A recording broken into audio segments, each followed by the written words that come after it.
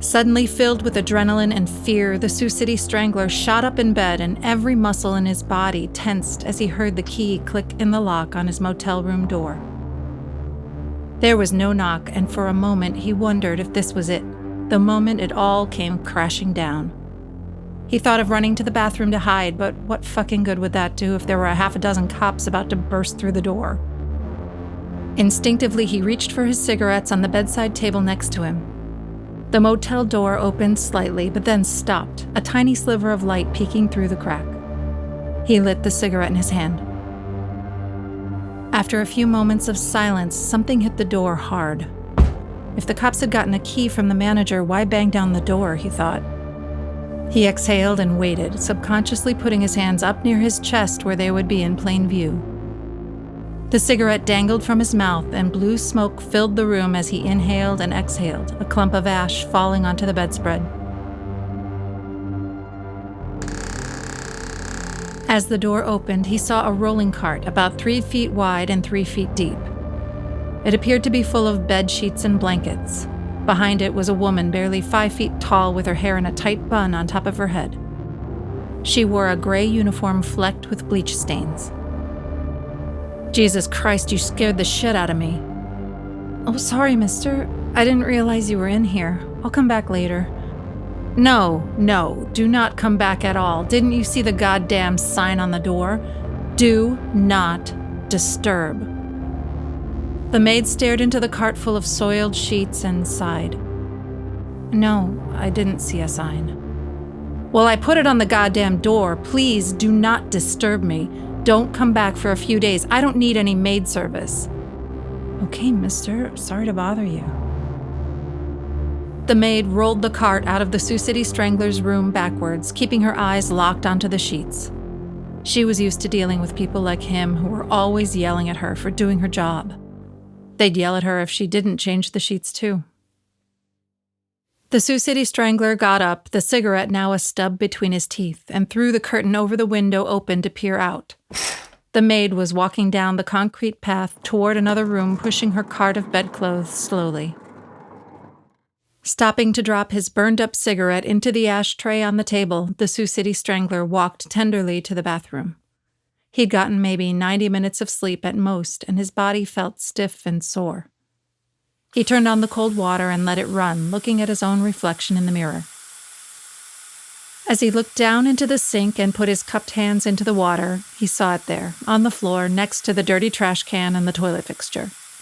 The Sioux City Strangler laughed out loud, louder than he should have. He laughed for a full minute, the water rushing down the drain in that poorly lit motel bathroom as his accompaniment. The maid was right. She hadn't seen a do not disturb sign on the door.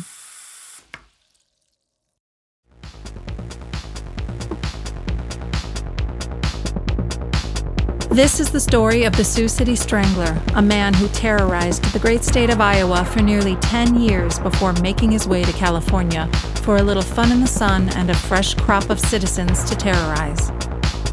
I'm your host, Mary Buckley, and you're listening to Sioux City Strangler, the podcast.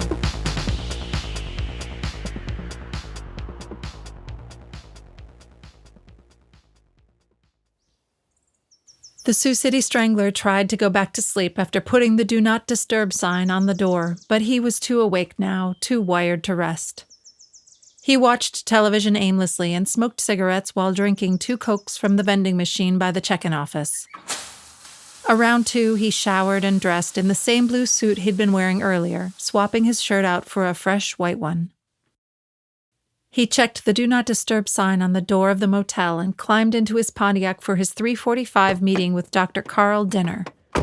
He'd never met with the doc before and didn't know what to expect. Fuck it, he thought, shrugging off his concern over how best to greet Dr. Dinner and make a good first impression.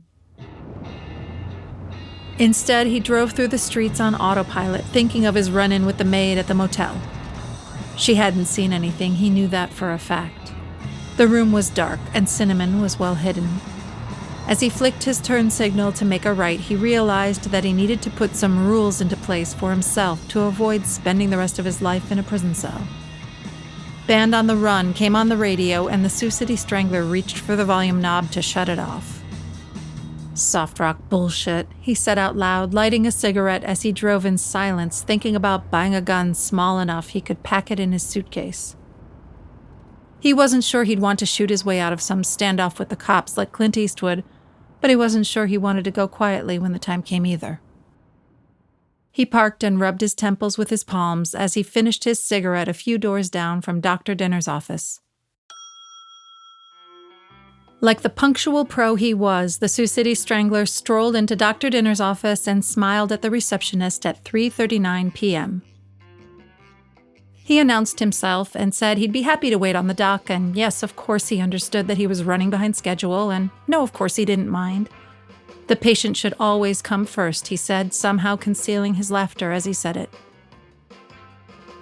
The waiting room was hot and lacked air, and there was an old woman in a pink dress about 2 sizes too small that looked like she was going to throw up on the linoleum at any point, positioned in a chair dead center in the waiting room.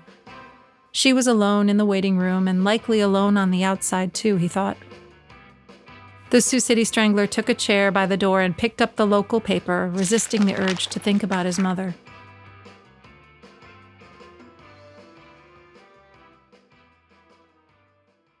A few minutes before 4, the receptionist waved her hand at him, pointing at the door between the waiting room and the exam space.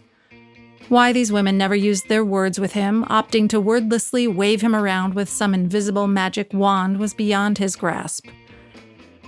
His best guess was that they were tired of having to be nice to people all day, and since he was there to sell stuff and not as a patient, they could drop the act for a few glorious seconds. That he could understand at least. Dr. Dinner, which turned out to be a very old English surname, was a fine, congenial host, though he did seem to be edging towards senility. He even offered the Sioux City Strangler a cup of coffee, which he gladly took. It was always surprising to him that almost nobody offered him a glass of water on a hot summer day during his visits. He smiled again at the receptionist, who still didn't speak, as he walked out the front door at 4:45.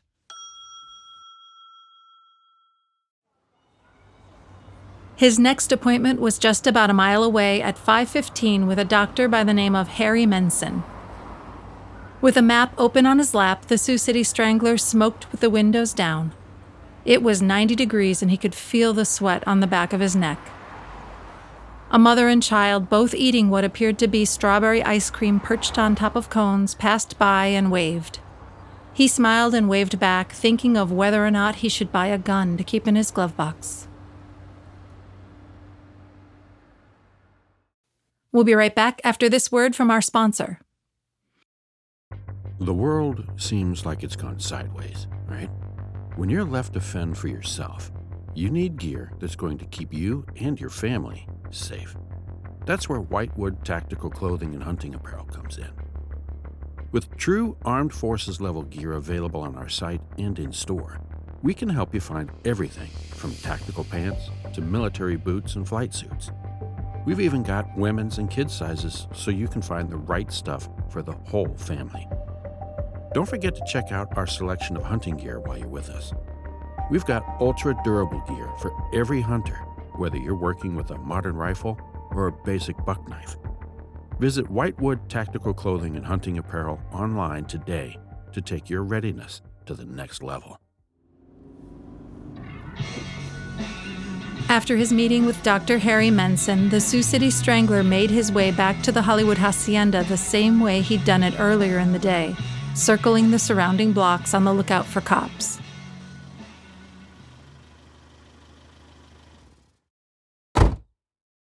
He didn't see any and again took a risk entering his room. Nobody followed him and nobody broke down the door to put him in handcuffs. By 6:30 p.m. he was starving, but the thought of leaving his room in search of a cheeseburger filled him with dread. He'd have to leave Cinnamon's body and circle his way back to the room again. What if that cleaning lady or some night worker tried to get into the room to put a fucking mint on his pillow? The Hollywood Hacienda didn't seem like a mint on the pillow kind of place, but he didn't want to take any chances.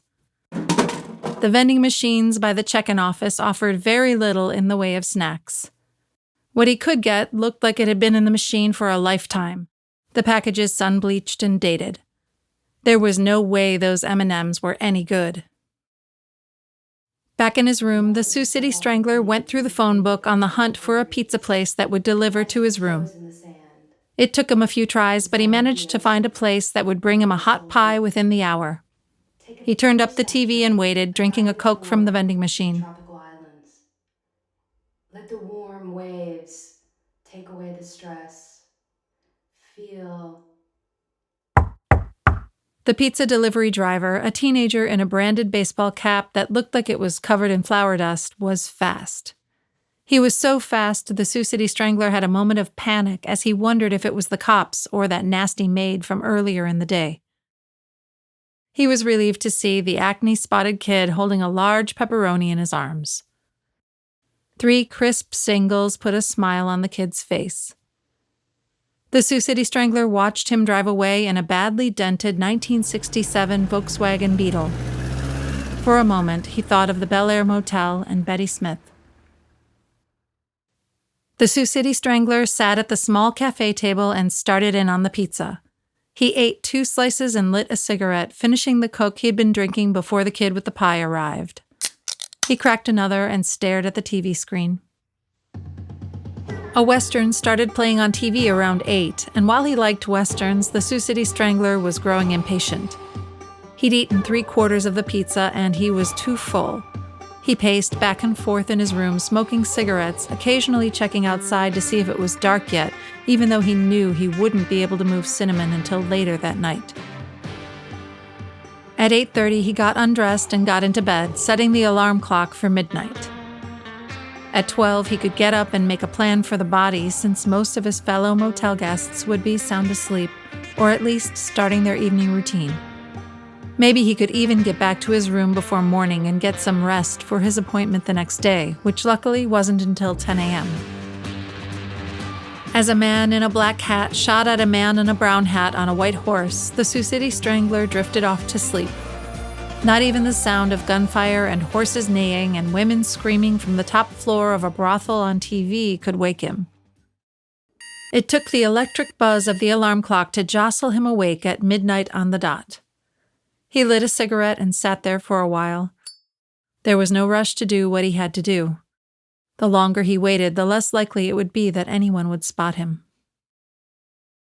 After retrieving a map from his car, the Sioux City Strangler spread out on the small cafe table, moving the pizza box and the Coke cans to the floor. He lit another cigarette and scanned the map. He was looking for a deserted location close enough to the motel that he could get there and back before the sun came up.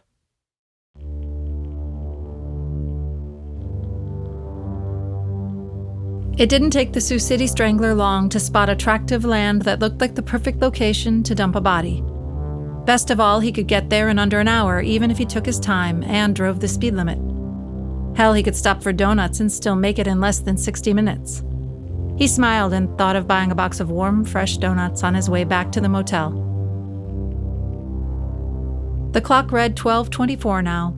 Too early for the Sioux City Strangler to try and wrangle Cinnamon's body into the trunk of his Pontiac. Instead, he got undressed one more time and made his way back to the bed. He wasn't sure what was coming up next, but the sappy black and white movie on the screen was ending. They'd roll some commercials and then there would be something else, maybe another Western, he hoped. The Sioux City Strangler leaned against the bed, partially under the blankets, with just his legs sticking out at the bottom. It was a warm night, but he liked feeling the weight of the bedding on his upper body. He smoked another cigarette and waited for something new to come on the screen to help him kill some time. A few minutes after 12:30, a movie did light up the screen, and while it wasn't a Western, he wasn't disappointed when Bonnie and Clyde began to play. Of course, he'd seen the Warren Beatty and Faye Dunaway classic before, but he was more than happy to watch it again under these circumstances. For the next 2 hours, the Sioux City Strangler watched the screen, getting up a few times to go to the bathroom and fetch snacks and Cokes from the vending machine outside. He took that time to scope out his surroundings, too. The motel was dark and the lot was silent. It certainly appeared that everyone was fast asleep in their rooms to him. Toward the end of the movie, the Sioux City Strangler began to think of Maria back home. He rarely allowed himself to think of it, but at this moment he pondered the fact that she knew nothing about what he would be doing in just a few minutes. Of course, he didn't want her to know he was a killer. She might even turn him in. She was a good, kind person after all. He lit a cigarette and tried to forget about Maria. She was home, safe and sound, and that's what mattered. At least that's what he told himself. Dressed again, the Sioux City Strangler pulled the bedspread off the bed and laid it out flat right in front of the closet. He moved the clothes and socks and dirty underwear he'd piled on top of Cinnamon, and with some effort, he managed to roll her onto the bedspread. He put the extra blanket he'd covered her with on top and took a step back to admire his work.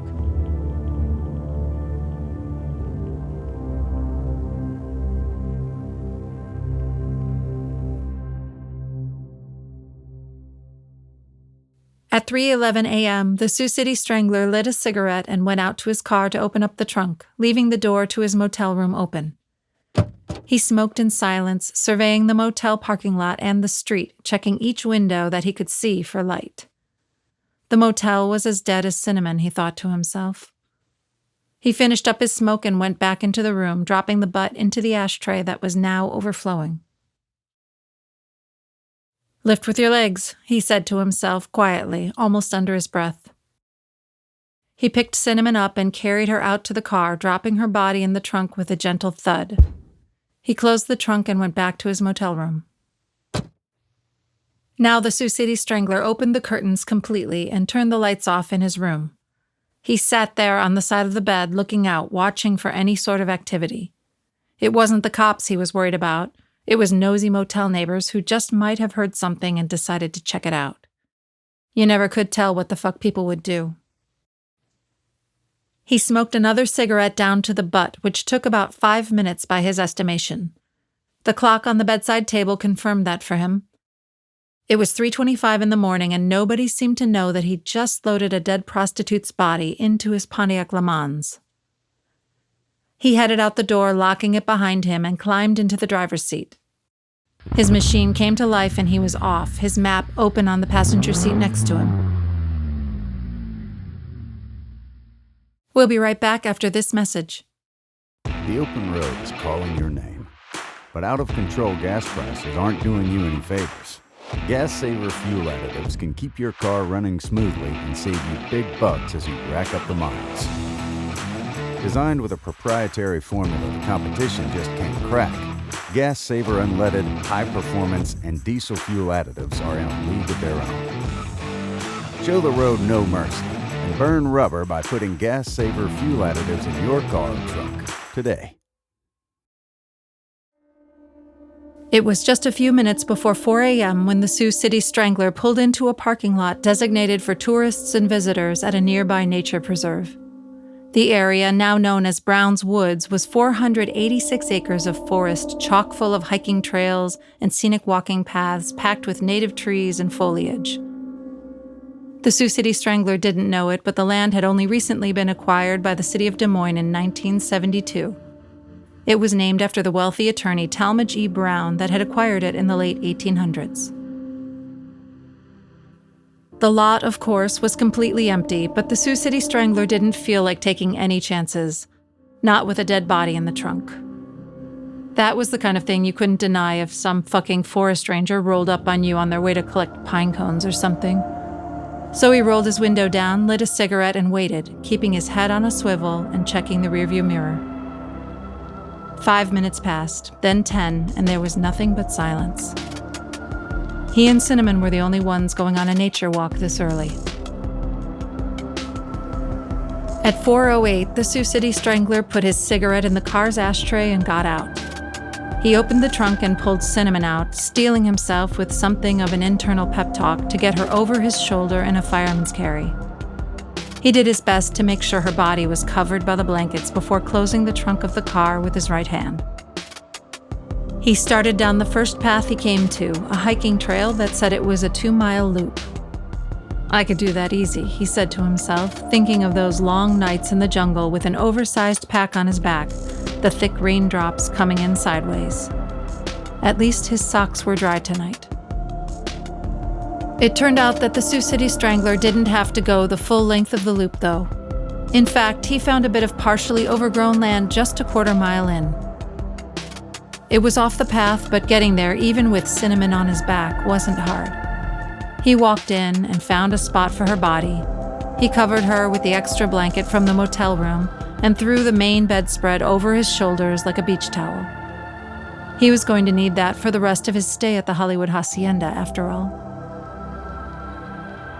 At 4:47, the Sioux City Strangler got back into his Pontiac and fired it up. He was proud of himself and his ingenuity, his ability to get things done even in a pinch.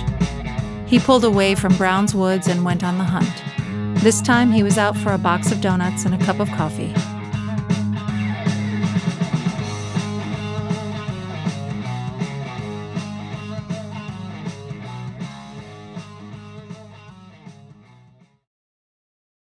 It was just after 6 a.m. and the Sioux City Strangler was sitting on the bed in his underwear, a jelly donut in one hand and a lit cigarette in the other. The television was on and the volume was up high. He knew he needed to get some sleep before his 10 a.m. meeting, but the thrill of victory was coursing through his veins. That and the cup of coffee he'd downed in the car on the way back to the motel. The Sioux City Strangler thought of calling Maria as he washed the sugar off his fingers in the bathroom sink.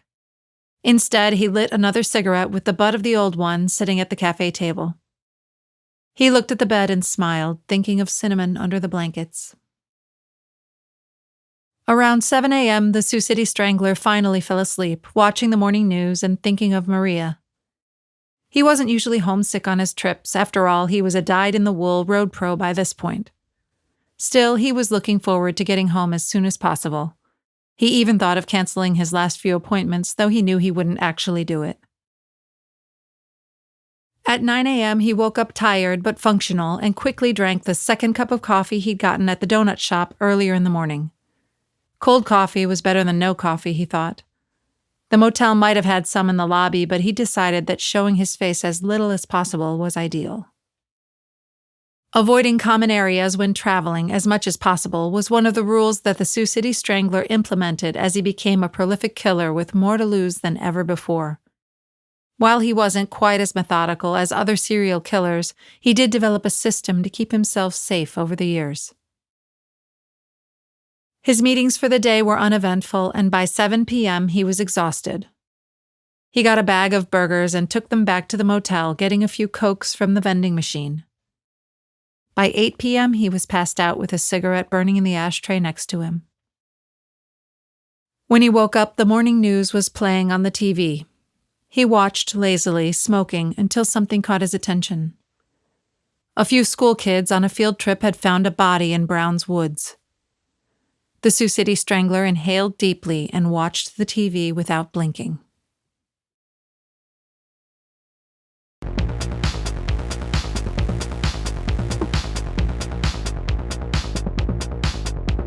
Sioux City Strangler, the podcast, is a Past Due production and was recorded in sunny Los Angeles, California at Past Due Studios. This episode was written by Christopher Chase Godwin. Theme music was written and performed by Michael Wegner. Additional music was written and performed by Michael Wegner and Christopher Chase Godwin. Dialogue editing services were provided by Janet Berry. Additional editing by Karl Weiss at Past Due Studios. Mixing by Tommy Singh. Audio mastering provided by Renee Rojas. Katrina Moan is the executive producer. Learn more of the Sioux City Strangler story by visiting SiouxCityStrangler.com today. Don't forget to follow Sioux City Strangler on Instagram for bonus content you won't find anywhere else. You can also shop Sioux City Strangler merchandise online to let everyone know you're a Strangler superfan. We've got posters, coffee mugs, and more available online now.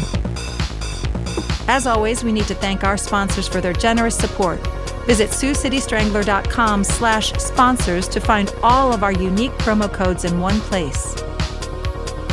Subscribe to Sioux City Strangler, the podcast, on Spotify, Apple Podcasts, and all major platforms today to get new episodes as soon as they're available. We'll see you back here for the next episode.